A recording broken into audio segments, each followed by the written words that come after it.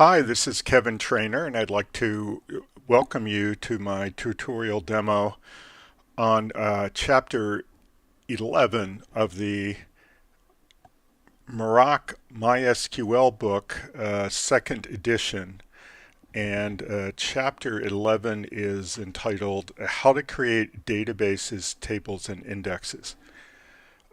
So as I've done these tutorial demos for each of the chapters, in each one I've done something a little bit different. And for this one, I want to do the exercises from the book. So as you well know, the exercises that you've been doing are the ones that are supplemental to the book. The My Guitar Shop exercises, and the ones that are at the end of each chapter in the book are comparable, but the solutions for those are available with the download of the material from the book. So one of the things I recommended, and I hope you've been doing, but if you haven't been doing, here's your chance to see how it goes.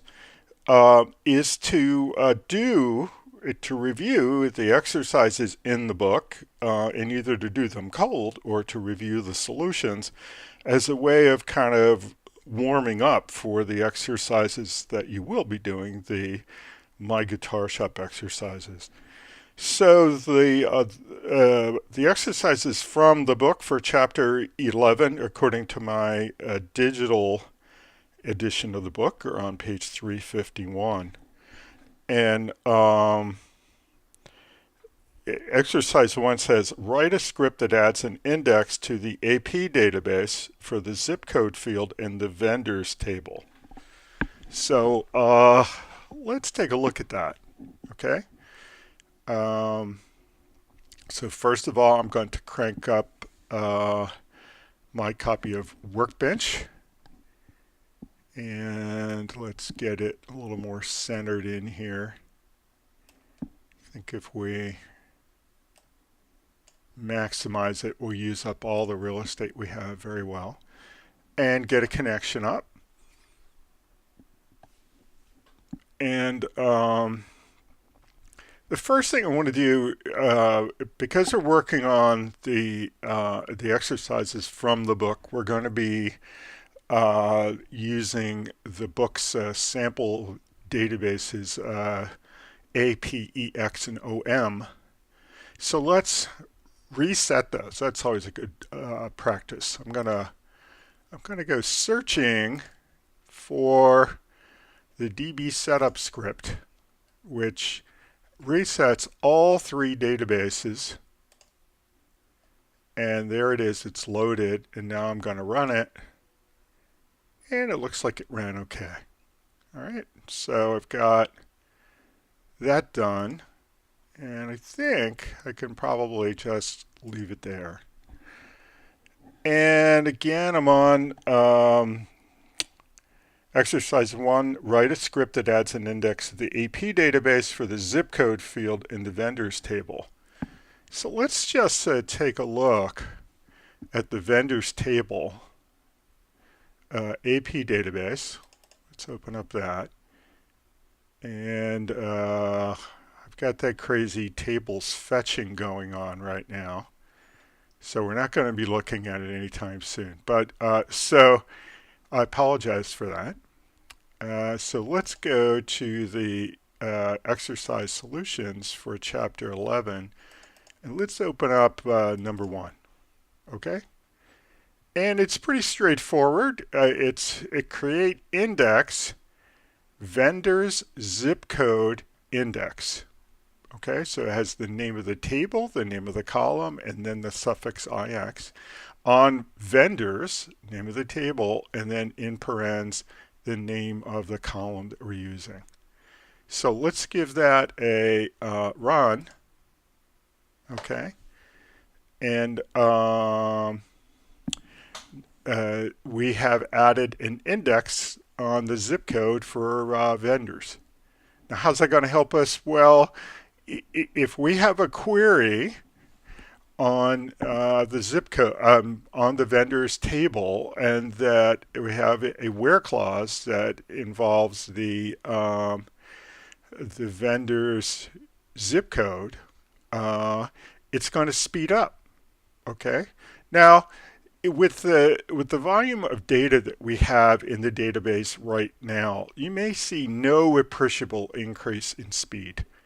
Okay, because the data is pretty much loaded into the memory of the computer all the time because these are very tiny tables. So to see an appreciable increase in the speed of a query from an index, it would help to have more data. Okay, um, just pointing that out. Okay, so let's see if we can refresh the views over here. Okay, and we're still tables fetching on that AP thing, and I apologize for that, but that's just the nature of this client. Don't really know why it does that, but it does it. Okay, so let's go to exercise 2 from the book. Write a script that contains the create table statements needed to implement the following design in the EX database. Now, I've decided over the weeks of the course that EX is short for example. So it's not a particular group of tables that are all interrelated that form the data model for an application. No, it's a couple of data models for a couple of applications, and this is just kind of a scratchpad database. Okay, so if you look at our entity relationship diagram, we've got 3 tables: members, groups, and then we have an intersection table or a linking table or an associative table, members groups. And the attributes or the columns for members is member ID, first name, last name, address, city, state, and phone. The attributes or columns for groups is group ID, group name, and then members groups is simply a linking or associative table that is all keys. So we have member ID and group ID, and they are going to form the primary key, and they are going to be foreign keys that point to each of the tables that we're linking to. So let's look at the solution that came with the book, okay, which is good but not great. Okay, so here's the solution now, and you can see that we begin with a use EX. I like that a lot. Then we've got 3 drop tables if it exists for the 3 tables: members groups, members groups. Okay, now tell you what I like about this, because when we drop the tables, we're dropping them in the correct order. Okay, how's this a correct order? Well, there are foreign keys in members groups that point into members and point into groups. So if we try to drop members and groups before we drop members groups, we're going to fail on referential integrity problems. So we're dropping them in the correct order. We've got to get rid of the table that has the foreign keys in it before we drop the tables that are the more primary tables. As an alternative, we could have dropped the database EX if exists, in which case we would have dropped the database and the tables and gotten rid of all the data and not had to worry about the issue of which table to drop first. But I like this demonstration. I think it makes a lot of sense. So then we go ahead and we have a create table for members. Okay, and we have a create table for groups. And only after we have created those two tables do we create members groups, because there are foreign key constraints in members groups that connect it to members and groups. And of course, we would like to have defined them before we start to refer to them. Okay.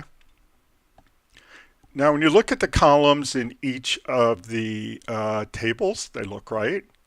So in create table, we've got member ID is the primary key, then first name, last name, address, city, state. They're all character fields of some kind. Phone is a character field of some kind. We're saying that we want to auto increment the member ID. That makes sense. We're saying that the names, the address, the city, and the names, the address, and the city cannot be null. We haven't said that for state or phone. It seems to me, just offhand, that I would like to have a not null for city. Okay? If we're going to make the rest of those not be able to null, if you have to know their address, then and you have to know their city, I would like to also have to know their state. Whether they have a phone or not, I don't know. Perhaps they don't have a phone. That's not likely in this day and age, but it is possible that people might not want to share it. Okay, so having that be nullable makes sense to me, but not the state. Okay, so then let's go down and look at the groups. We have a group ID. It's an int, primary key auto increment. I think that makes a lot of sense. Group name, it's a varchar, not null. I think that makes a lot of sense. Okay. Now let's go down to the third one. We're creating a table. This is the intersection table, the linking table, the associative table. We use all those names for these kind of tables. The primary key of this table is typically constructed out of the primary key for the two tables that it links. So if the primary keys are member ID and group ID, then the first two columns should be member ID and group ID. Okay? Now, I just want to point out that there's nothing in here that says that those make up the primary key. And this is where this example, the answer that came with the book is deficient.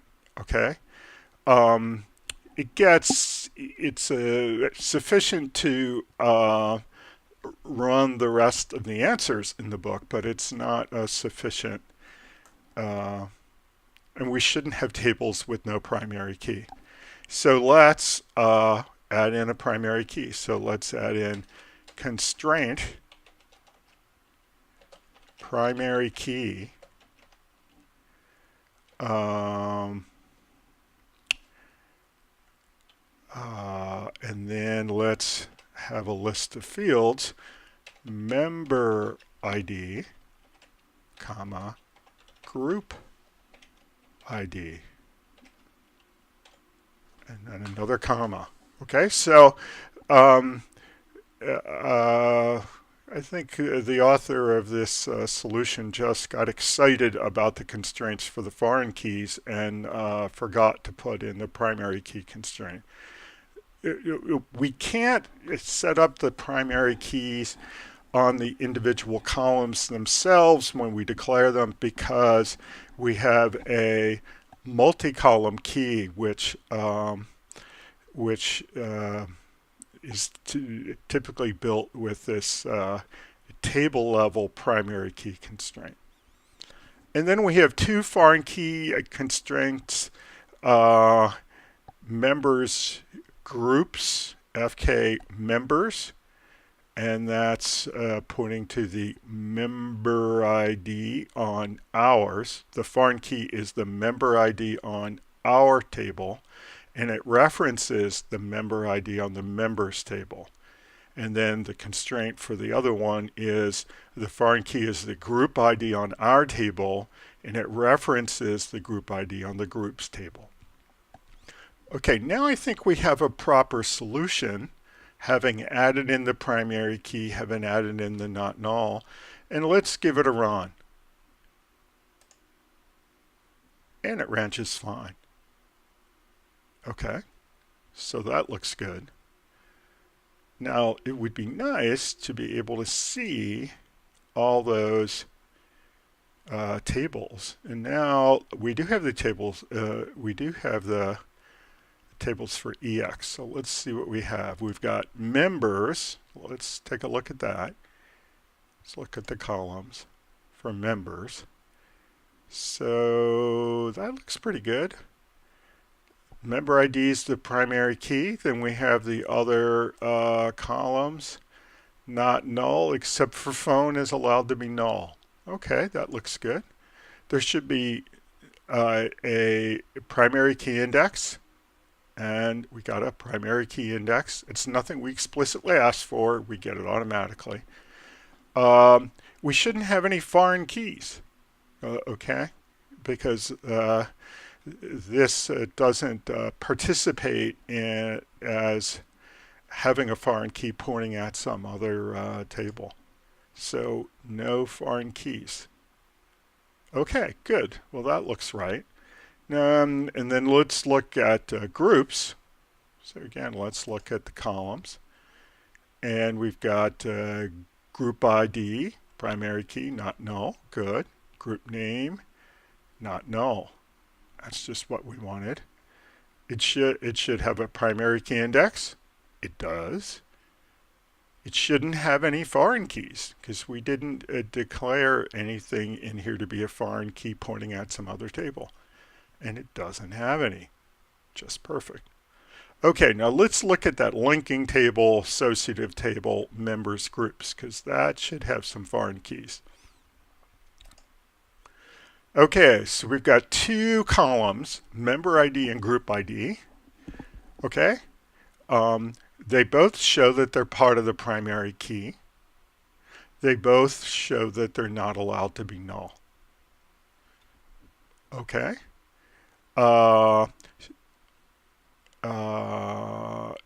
We can't tell yet, but they're both foreign keys as well.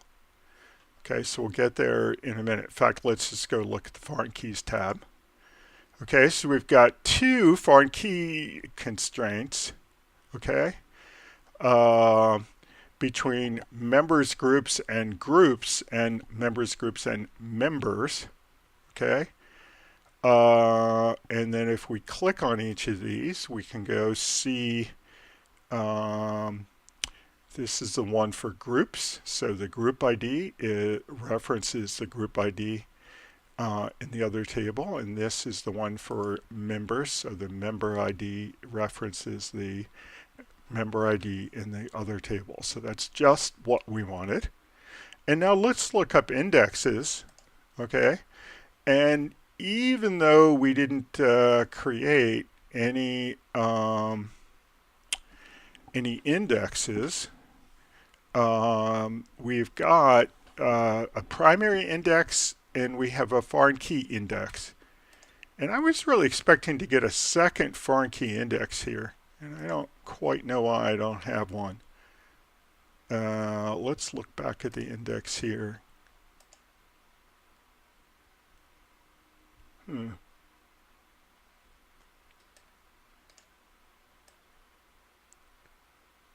This is just the one for groups. So I'm not seeing the index for the other foreign key. I'm not happy about that, and I don't know why it's not been created.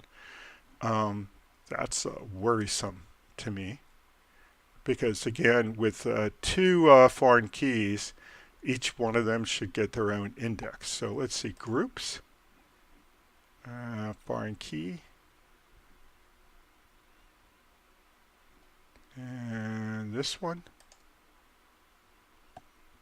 Don't see anything different about their definition. So again, a little worrisome that we don't seem to have that index. And that is it. Okay, so I'm going to go back to the code, and this is the code that we want right there. Okay, so a little fix up, but we were able to get that one to work. So let's go ahead and look at number 3. And again, we're on page 351 from the text. So write insert statements that add rows to the tables that are created in exercise 2. Those are the 3 tables we just created. Add 2 rows to the members table for the first 2 member IDs. Add 2 rows to the groups table for the first 2 group IDs. Add 3 rows to the group membership table, which I think is a typo. We meant the members groups, because that's what we were calling it. 1 row for member 1 in group 2, 1 row for member 2 in group 1, and 1 for member 2 group 2. Okay. Write a select statement that joins the 3 tables and retrieves the group name, member last name, and member first name. Sort the results by the group name, member last name, member first name. Okay, so let's look at the solution of that. And again, I'm going to close all those things and open up 11.3. And it looks pretty straightforward. We're using the EX, the example database, and we are creating 2 members, John Smith and a Jane Doe. We are creating 2 groups, a book club and a bicycle coalition. And then we are inserting 3 rows into members groups. We're inserting a 1, 2, a 2, 1, and a 2, 2. Okay, and then having all that done, we're in a position to do a select, and we're going to select the group name from groups, the last name from members, the first name from members, from groups G, join members, join member groups MG on group ID,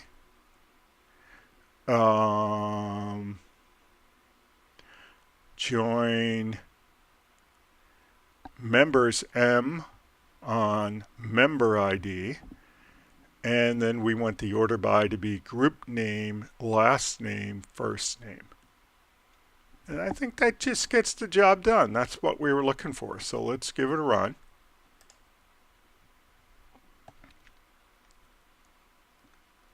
Now I'd done the classic, I'd highlighted UZX, so that's all that it ran. That's not what I wanted.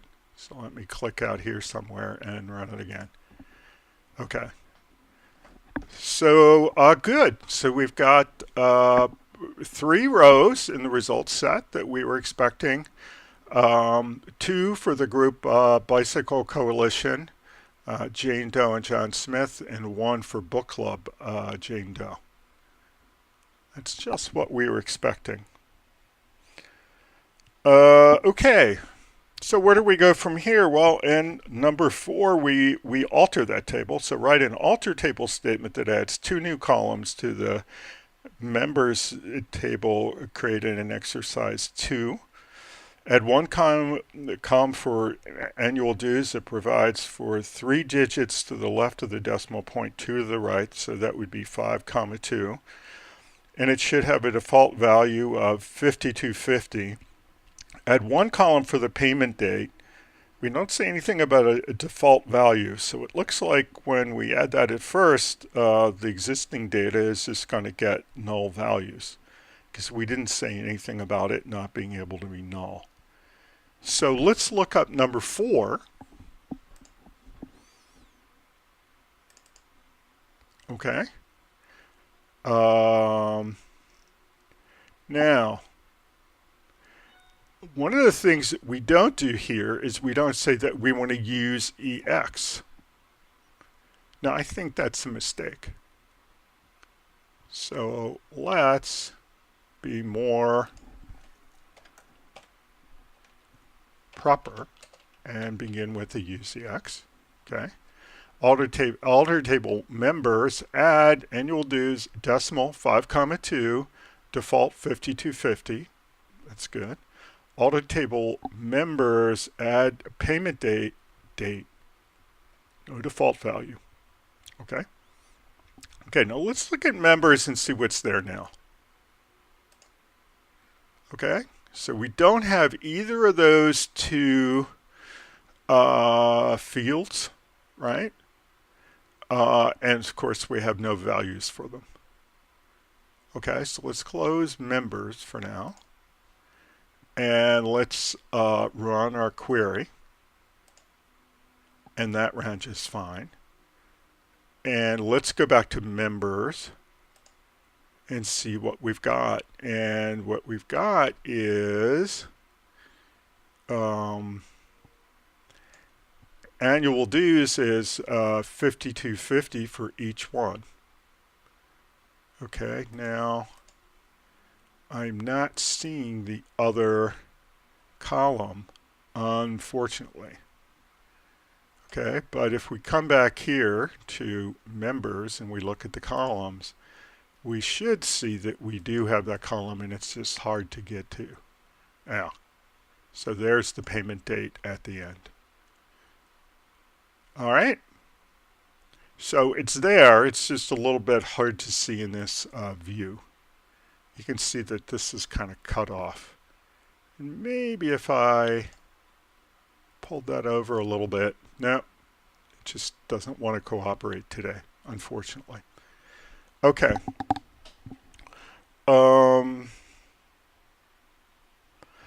So that brings us to the last of the exercises. Number 5, write an alter table statement that modifies the groups table, the other table, so that the group name in each row has to be unique. Then use an insert statement to attempt to insert a duplicate name. This statement should fail due to the unique constraint. Okay, so let's close some of these.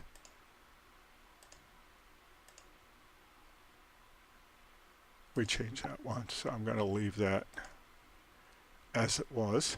Okay, so I'm going to go to groups, and let's look at the columns on groups. Okay,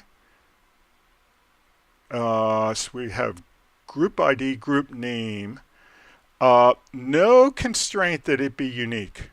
Okay. All right, so we're going to add that constraint. Okay, and let's look at the data. Do you think we're going to have any problems immediately when we add that constraint? So let's just look at the group's data.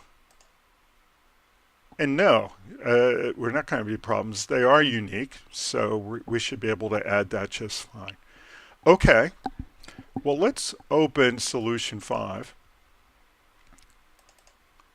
and see what we have to do. Now, first, again, I think it could be improved by saying use EX. Okay, alter table groups, modify group name, make it varchar 50, which it was before, but now say not null unique. Okay. And then, so let's exercise that first. Okay. So we look down here, it ran fine. And then let's go back and take a look at groups.